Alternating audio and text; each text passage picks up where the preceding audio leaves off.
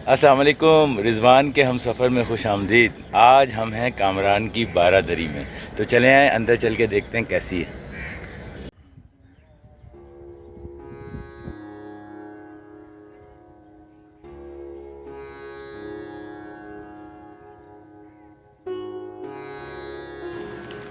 कामरान की बारादरी एक ज़बरदस्त आर्किटेक्चर है जो कि दरियाए रावी के किनारे पे वाक़ है। एक जजीरा नुमा एरिया था, अब तो एक तरफ से खुश्की हो गई है। इत्तेफाक से हम भी उस खुश्की की तरफ से आए थे गाड़ी के थ्रू। ये दरियाए रावी के दूसरे किनारे पे शादरा के इलाके में वाक़ है। शादरा जो इलाका है ये काबुल और कश्मीर किस्म से जितने भी काफ़िले लाहौर में आए हैं पुराने ज़मानों में, ये उसमें दाखिले का रास्ता रहा है लाहौर में। शादरा के थ्रू तमाम फ़ौजें और तमाम चीज़ें आई हैं लाहौर में। लाहौर शहर के सामने दरिया रावी के दाएं किनारे पे कामरान की बारादरी वाक़ है और यहाँ पे मुग़ल शहज़ादों और शहज़ादियों और उमरा वग़ैरह ने बहुत से शानदार बाग़ात तामीर किए हैं। नूरजहाँ का तामीर किया हुआ बाग़ दिलकशा, जिसमें शाहजहाँ का जहांगीर का मकबरा भी है, आसिफ जाह का भी है और नूरजहाँ का अपना मकबरा भी है। अब तो उसको दो हिस्से कर दिए गए। एनीवेज़ वो आपको बाद में बात करते हैं। तो इस बारादरी के मैं ये बारे में ये बता रहा था कि 1526 में बाबर ने जब हिंदुस्तान को फतह किया था ना, इसके बाद ही यहाँ मुग़ल कंस्ट्रक्शन शुरू हो गई थी। थोड़ा सा ये आपको हॉन्टेड टाइप का प्लेस लगता है। इसके बारे में बहुत सारी कहानियाँ भी मशहूर हैं। कामरान की बारादरी के बारे में कुछ लोग कहते हैं कि जनाब यहाँ पे कोई बाबा जी हैं जो कि कभी कभी नज़र आते हैं और वो इतने बड़े हैं कि वो 3 दरख्तों पे सोते हैं। और कहीं कहीं पे अभी आपको दिखाता हूँ, लिखा हुआ भी है कि यहाँ बुज़ुर्गों की हाज़िरी है, जूते उतार के अंदर आएँ।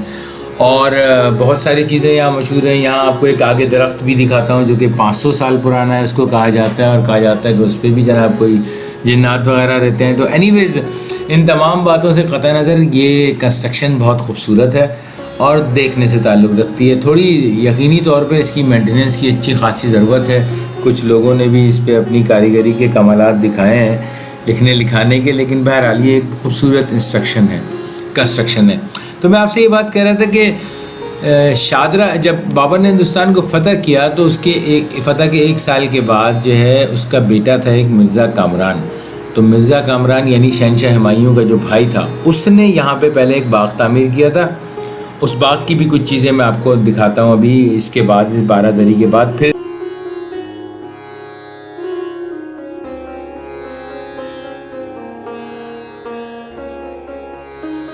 आप देख रहे हैं जो मैं आपको बता रहा था कि यहाँ लिखा हुआ है मुख्तलिफ़ जगहों पे कि बुज़ुर्गों की हाज़िरी वगैरह यहाँ होती है।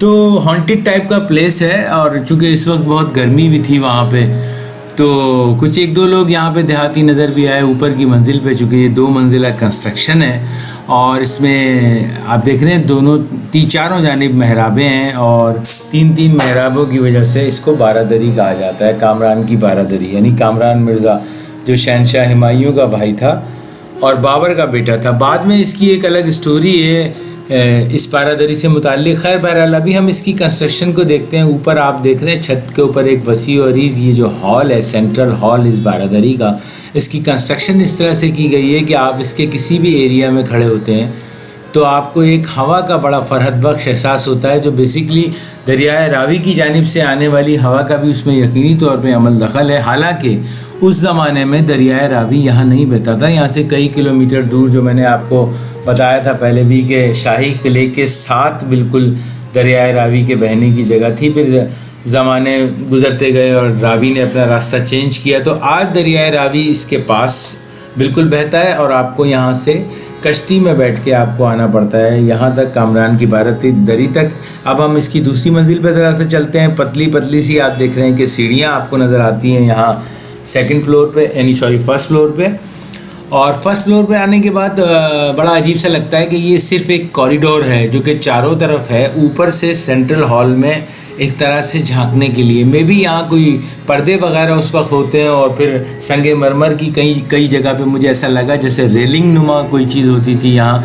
चूँकि रंजीत सिंह के दौर में बहुत सी जगहों से संगे मरमर उखाड़ के हुजूरी बाग, जो शाही किला और बादशाही मस्जिद के दरमियान में वाक़ है हुजूरी बाग, उसकी कंस्ट्रक्शन में इस्तेमाल किया गया था।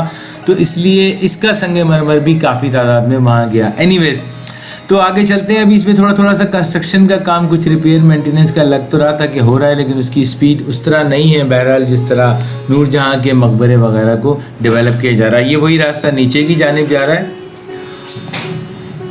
इस बारादरी को मुगलिया अहद की पहली इमारत कहा जाता है, चूँकि बाबर के फ़ौरन बाद जब मुग़ल कंस्ट्रक्शन शुरू हुई इस एरिया में, तो सबसे पहले कामरान मिर्ज़ा ने ये बारादरी बनवाई। अब हम इसकी छत पे आ गए। छत पे जब आते हैं तो आप देखते हैं कि आपको यहाँ पे एक और रास्ता भी नज़र आता है। तो दो रास्ते नीचे या ऊपर जाने के लिए हैं और इसके ऊपर छत है। बाद में मैं आपको बताता हूँ कि यहाँ दरबार भी लगाया गया। मुग़ल सल्तनत के दौर में तकरीबन 16वीं सदी ईस्वी में आप इसे कहते हैं कि इसे तामीर किया गया। किला लाहौर के करीब हज़ारी बाग कॉम्प्लेक्स कहलाता है। यहाँ से कभी बादशाही मस्जिद भी नज़र आती थी। ये एक स्क्वायर शक्ल का पवेलियन है जिसके हर तरफ 12 सतून और 3 महराब वाले दाखिली दरवाजे हैं। तो मजमूई तौर पर जो दरवाज़ों की तादाद है वो 12 हो जाती है। ये रेड स्टोन से बना है, जो अक्सर आपने मुग़ल स्ट्रक्चर्स में देखा होगा। सुर्ख पत्थर से तामीर की गई ये भी इमारत है। ये अपनी पेचीदा जो तामीराती तफसीलात हैं ना, उनके लिए जाना जाता है। इसमें नाजुक नक्श निगार भी हैं, आराइशी नमूने हैं। ज्योमेट्रिक तरीके से जिस तरह इसको डिज़ाइन किया गया है, ज्योमेट्री और ट्रिग्नोमेट्री का इस्तेमाल करके, वो लायक तहसीन है। मुग़ल तारीख भी महल्लाती साजिशों से भरी पड़ी है। इसी बारादरी में शहनशाह जहांगीर के पास बगावत करने वाले उनके अपने बेटे खुसरो और उनके साथियों को गिरफ़्तार करके लाया गया और इसी जगह पे जहाँ मैं खड़ा हूँ यहाँ दरबार लगाया गया और उन्हें सज़ाए मौत सुनाई गई। बादशाह ने, ये जो दरख्त मैं आपको बता रहा था 500 साल कदीम एक दरख्त है यहाँ, ये दरख्त ये है वो दरख्त जो कि 500 साल कदीम बताया जाता है। कहा जाता है कि इस पर कोई जिन साहब भी रहते हैं। खैर मेरी उनसे खुशकिस्मती से मुलाकात नहीं हुई। एनीवेज़, तो इसी जगह पे बादशाह ने दरबार लगाया और अपने बेटे खुसरो की आंखें निकालने का हुक्म सादिर किया और साथ ही ये तारीख़ी जुमला भी कहा कि बादशाह का कोई रिश्तेदार नहीं होता। इसके बाद कामरान की जो ये बारादरी है, इससे किला लाहौर तक के रास्ते में 300 के करीब उसके साथियों को फांसी पर लटकाया गया और उनके दरमियान से घसीट के बादशाह के बेटे को शाही किला में ले जाया गया और जहां उसे नाबीना करने के बाद कत्ल किया गया। अब इतनी जुल्म की दास्तान भी इसी कामरान की बारादरी से जुड़ी हुई है। इस बारादरी का जिक्र एक अंग्रेज़ ऑफिसर थॉमस मॉर्टन के खुतूत में भी मिलता है। ये 1860 में लिखे गए थे, चूँकि उस ज़माने में सिख दौरे हुकूमत में 1849 तक इस बारादरी को, दरियाए रावी को जो पार करने वाले पैसेंजर्स वगैरह होते थे ना, उनसे वाजबात की वसूली वगैरह के लिए मखसूस किया गया था। यानी इसकी चौकी वगैरह बना दी गई थी और इसकी हालत काफ़ी खस्ता थी। फिर 1989 में इसकी मरम्मत और बहाली का काम दोबारा शुरू किया गया। शायद $1 मिलियन उस पर ख़र्च किए गए और इस वक्त ये एक ज़रा सा सैर व तफरी का मुकाम बना हुआ है। आवाम कश्तियों से आते हैं। इसके इर्द गिर्द बागात भी हैं। यहाँ चलें ज़रा, आपको थोड़ा सा बागों का भी एक शक्ल दिखाता हूँ कि किस किस तरह के बाग हैं इस कामरान की बारादरी के इर्द गिर्द।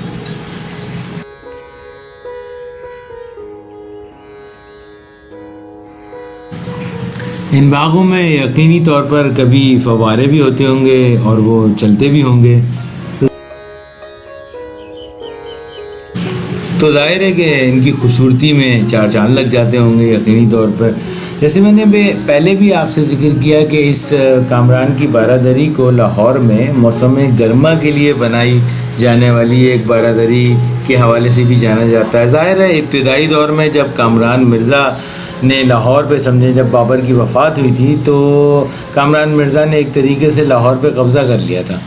फिर उसका जो भाई था, जो शहंशाह बना हुमायूं, उसने इसको लाहौर का गवर्नर बना दिया। लेकिन ये भाई जो है ना, अपने भाई का हमेशा दुश्मन ही बना रहा और नसीरुद्दीन मोहम्मद हुमायूं का गवर्नर के तौर पे ये नामज़द रहा लाहौर के। और इस दौरान अब इसने अपने अय्याशी के लिए कह लें या जिस तरह भी मौसम गर्मा को गुजारने के लिए एक ठंडी जगह पे पहले एक बाग बनवाया और फिर उस पर एक बारादरी तामीर की जहाँ वो रहता था।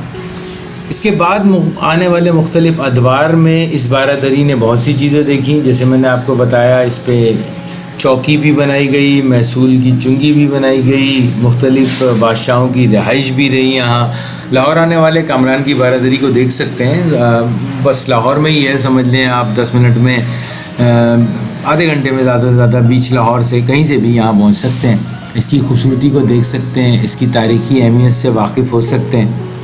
और ये आजकल सयाहों की तवज्जो का काफ़ी मरकज़ है। यहाँ करीब ही चूँकि दरियाए रावी बहता है तो देहाती कुछ बच्चे वहाँ नहा भी रहे हैं। और देखें इनकी स्विमिंग की सलाहियतें, देखते हैं आगे आए ज़रा गौर से।